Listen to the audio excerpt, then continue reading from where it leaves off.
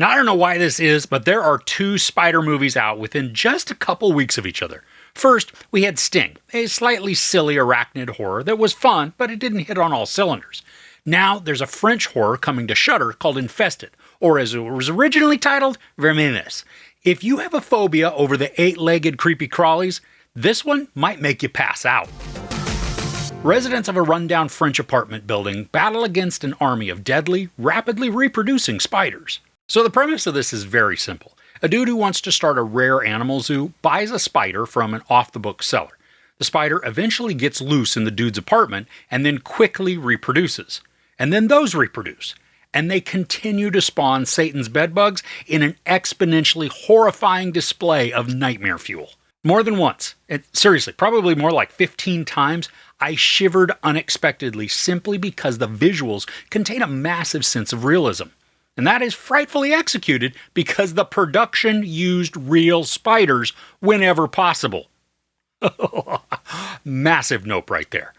Now, if you've ever tried to trap or maybe kill a spider and you approach it slowly, only to have it stand there perfectly still and then tear away at lightning speed, there are so many scenes that feature these types of movements. I jumped every time it happened in my seat. The cast is small, but effective in showcasing the appropriate amount of terror. And I think what helps us succeed is that at the beginning of the narrative, we get bravado from some of the characters, giving off a macho vibe in order to have a hard or intimidating facade. And while a lot of that is necessary simply for survival in the rough neighborhood, it also allows the characters to showcase growth, where they can begin to display compassion and concern for those around them, rather than just for themselves. Now, as is probably expected, the characters, they don't always make the best of decisions. But how they react, it does feel legitimate thanks to the immense mental torment that they're all experiencing. There's more than one instance when a player will want to open a door or go into a darkened corridor after a stressful encounter. But we, as the audience, know that that would be the worst idea possible. Now, there was a segment that was getting awfully close to mimicking a scene in Shaun of the Dead, with a character wanting to exit through a door. But they avoided copying the action, so I was thankful that this production chose not to go down that same path. Now, I was enthralled and disgusted by the atmosphere that the environment creates. The apartment building, it's mostly run down, and then it's also dilapidated some, with sketchy people just hanging out all over the place. And then when the infestation begins, voluminous amounts of spider webs overtake any and all surfaces. And thanks to some external forces messing with the apartment building, electricity, it becomes wonky, which then makes the hallways and corridors extremely dark or barely lit with flickering lights. Now, the creep factor, it is insane throughout this. And because the spiders are predatory and indiscriminate, everyone is in danger, and the story, they're not afraid to put characters into treacherous scenarios where some of them may not survive. Now, something I wasn't aware of prior to watching this is that director Sebastian Vanacek created this to be a social commentary that looks at the underprivileged residents whose anger grows as they're locked down by the police during the infestation as a parallel for how the spiders are also seen as vermin who need to be locked down and contained, creating a growing anger. Now, Vanacek uses the French suburbs that he is familiar with to create this visceral environment. And that's why the settings just feel so lived in and genuine, not only because they shot in real locations, but because they're mirroring after real-life examples. Now, this is a thrill ride from almost the opening image. There's only just a bit of time spent to establish the plot, and then the story and the horror kicks it up way past 11 and then doesn't slow down. I mean, even when the characters are trying to come up with escape plans, there is overflowing anxiety that's in the air.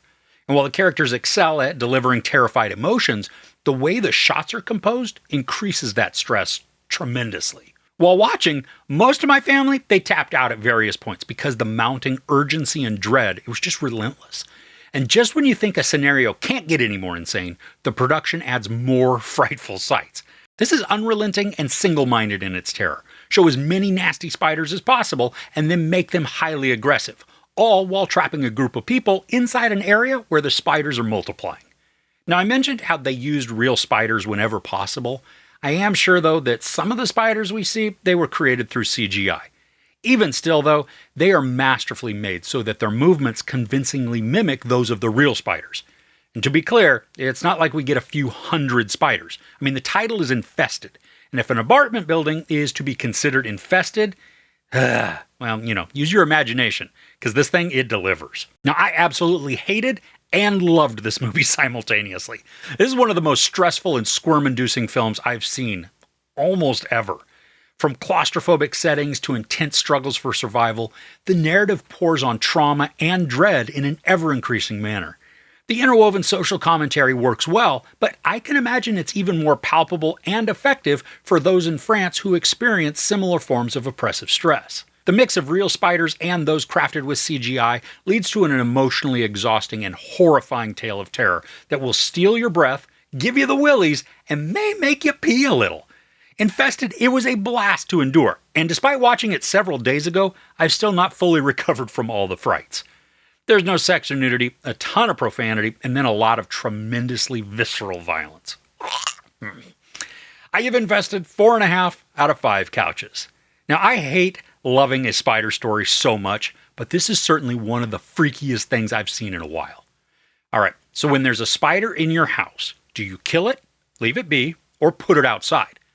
I once had 2 on my wall at one time, and I slapped them with a shoe, but I only got one, meaning I had killed one and then left a pissed off partner to be somewhere in my room, and then slept on the couch.